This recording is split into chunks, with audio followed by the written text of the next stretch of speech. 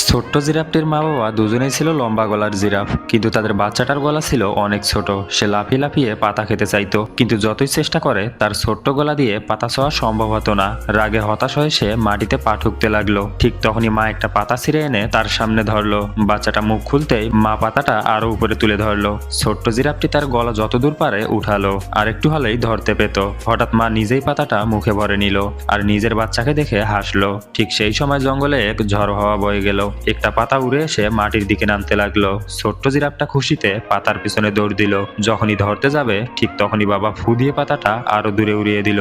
সে আবার ধরতে গেল, কিন্তু বাবা তার লম্বা গলা বাড়িয়ে নিজেই পাতাটা খেয়ে ফেললো। ছোট্ট গলার জিরাফটা ভীষণ রেগে গেল। হঠাৎ আবারও জোরে ঝড় হওয়া শুরু হলো। লম্বা জিরাফ দুটো হাওয়ায় দুলতে দুলতে ঠিকমতো দাঁড়িয়েই থাকতে পারছিল না। এদিকে ছোট জিরাফটা দেখলো ঝড়ে একটা ডাল নিচু হয়ে গেছে আর তাতে ঝুলছে অনেক তাজা পাতা। সে আনন্দে দৌড়ে গেল পাতা খাওয়ার জন্য, কিন্তু তার আগেই তার বাবা ছুটে এসে সব পাতা গিলে ফেললো। দুজন লম্বা জিরাফ জোরে জোরে হাসতে লাগলো, কিন্তু তাদের হাসি বেশিক্ষণ টিকলো না। হঠাৎ ভয়ঙ্কর এক ঝড় পুরো জঙ্গল কাঁপিয়ে দিল।